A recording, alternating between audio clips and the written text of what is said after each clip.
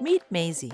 She's been a patient at Great Ormond Street Hospital for as long as she can remember and is an expert in her condition. Mazy's always coming up with ideas for making the world a better place.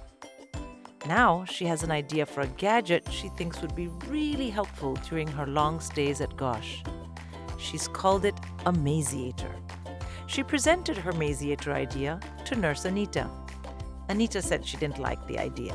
She loved it and was amazed, or is that emaciated, that no one had thought of it before. Anita knew a little bit about how a new device like the Maziator could be introduced to the NHS. She suggested they make a model so that others could see how it might look. They sketched out the design and built it with the help of a plastic bottle, cardboard, glue, and a lot of thought. Anita took a photo and pinged it to colleagues in research and innovation at Gosh. The team advised that the design of the Maziator could be registered. This would prevent others from copying it. Once registered, the next stage would be to make a working prototype. Anita explained that all devices in healthcare have to conform to many special safety standards, like the outside material has to be safe to be in your skin and strong enough to be dropped without breaking. Mazy was fascinated. She read about these guidelines, managed by the International Standards Organization, and had seen the letters ISO written on the back of a medical device she'd used. The guidelines were complex and difficult for Mazy to understand. Anita set up a video call with Clara and Jacob, two research and innovation colleagues at Gosh. They recommended that the budding entrepreneurs meet with Evgenia. She owns a company producing healthcare products that follows these strict requirements. Evgenia was intrigued by the Maziator concept and said she could produce a prototype.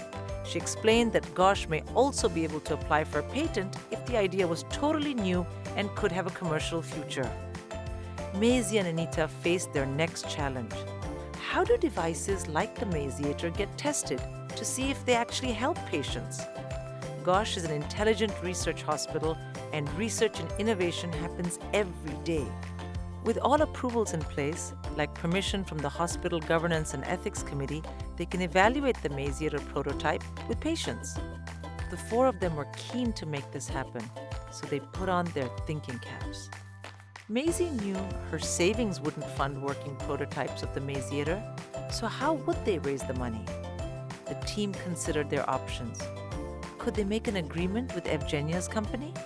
Maybe crowdfunding would be the best approach.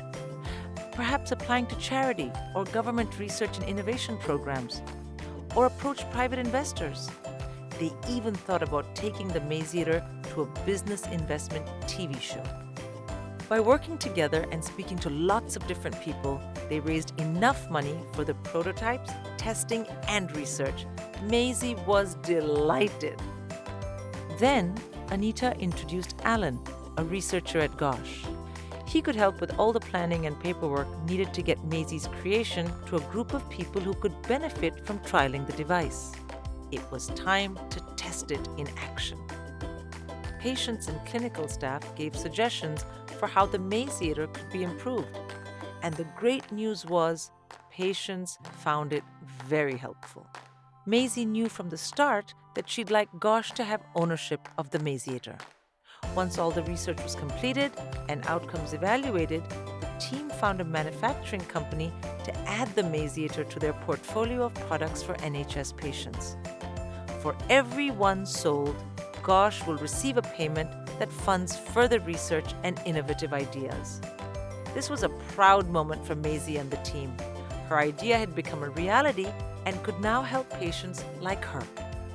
If you or your patients have the next bright idea, we want to hear from you.